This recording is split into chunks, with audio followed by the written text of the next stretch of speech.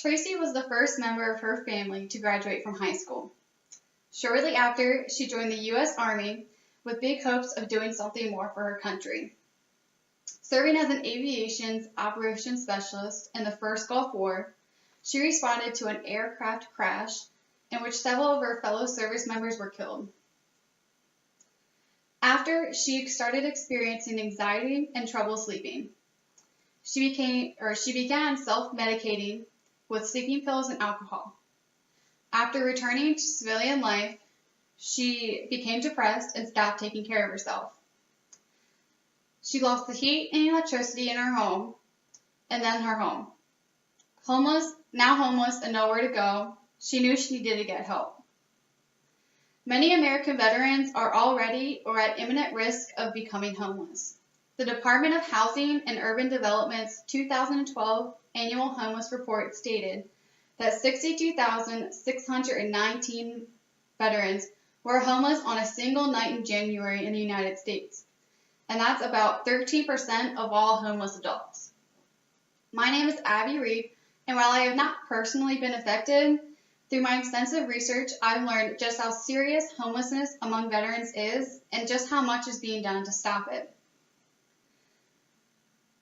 A few of you have served or are currently serving in our military and may already be aware of this matter. Some of you may have family members or friends who have struggled with homelessness after returning and may understand the hardships they have faced. Some of you may not have even ever experienced this firsthand, but maybe have seen ads, advertising, and raising awareness for this cause.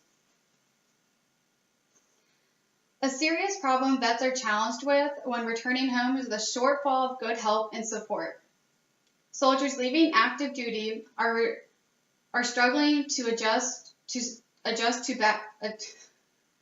Soldiers are leaving active duty only to struggle with adjusting back into their civilian lives and falling into a downward spiral. Through early detection and access to preventative services, our at-risk veterans will be able to keep their homes, and those who have lost their homes will be provided with flexible housing and the supportive services necessary to obtain permanent housing as soon as possible. Today we are going to discuss some statistics that will help explain some reasons why veterans are becoming homeless, what actions we need to take to raise awareness, and what we can do to prevent the matter from reoccurring in the future. Let us start by looking at the facts, or looking at some facts. There are approximately 22 million veterans in the United States. Over 62,000 of them are homeless on any given night, twice that over a year, in addition to the 1.4 million at risk. A problem is the lack of support and resources available to the veterans, and the shame some of them feel for taking advantage of them. Tracy became at risk after returning home with undiagnosed PTSD, excessive drug and alcohol use, entering an unhealthy relationship, and having 3 children. The Stanford University estimates that 35% of deployed service members experience a symptom of PTSD. The National Institute for Drug Abuse found that 27% of Army soldiers met the criteria for alcohol abuse in the 3 to 4 months after returning home from their deployments.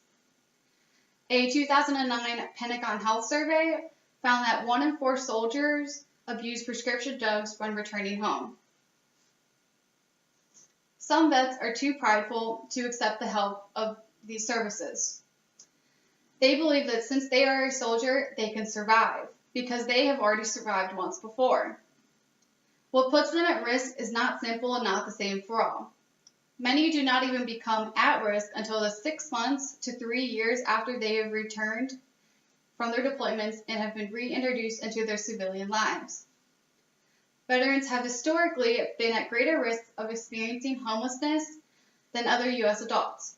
The Center for American Progress said that the reasons are not all related to the military.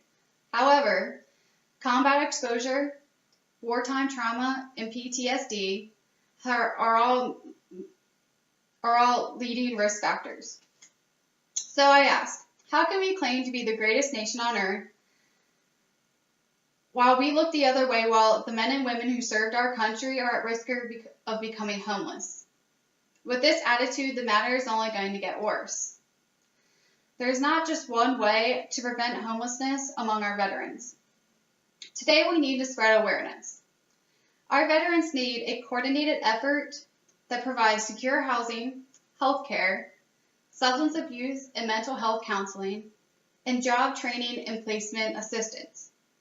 With your help, the Department of Veteran Affairs can help these veterans get back on their feet and support themselves. By visiting the U.S. Department of Affairs website, you can actively learn more about what you, your neighbors, and your community can do to help. You can take initiative by visiting the Veteran Affairs website and locating their Get Involved tab, or just visiting your local Veteran Affairs Center.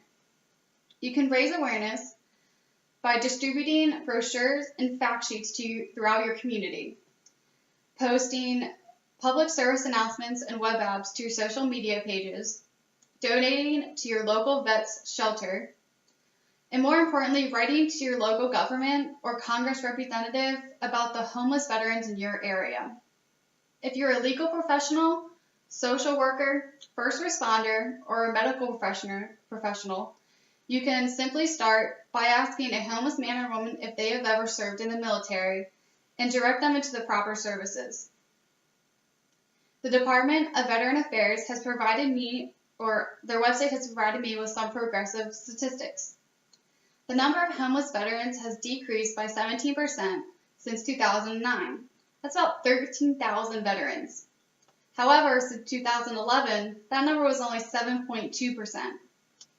In 2010, 1.2 million veterans used the Veteran Affairs mental health services, and more than 33,000 of them have been housed since 2009 by Veteran Affairs in permanent supportive housing with case managers in healthcare and Veteran Affairs healthcare. In 2012 alone, $4.1 million in claims were provided, over $58 billion in disability compensation to 4.3 million veterans. In addition, there are over 1,700 Veteran Affairs sites across the country, and that doesn't include the thousands of organizations who are dedicated to this cause. So you may ask if your efforts would even make a difference. You may say it's not your problem, that it doesn't exist in your community, or that there's nothing that you alone can do.